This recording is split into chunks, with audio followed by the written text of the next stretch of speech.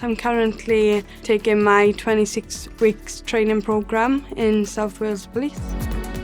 I've always wanted to be a police officer. It's a very demanding role. You face many challenges, and in policing, every single call you go to, it could be exactly the same call, but every single one will be different.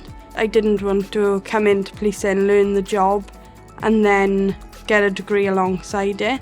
So I decided to go to uni and get my degree before I joined. The reason I chose USW to do my professional policing degree was because at the time of applying to go into uni, I had a young child, so I knew that I had to be close to home and I could still manage being a new mother while getting my degree.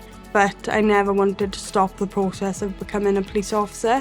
USW was really supportive in my whole 3 years. I hold a massive advantage now by getting my professional policing degree at the university before coming in, because you still do the same amount of training as all the other different entry routes, but I can just concentrate on becoming a police officer.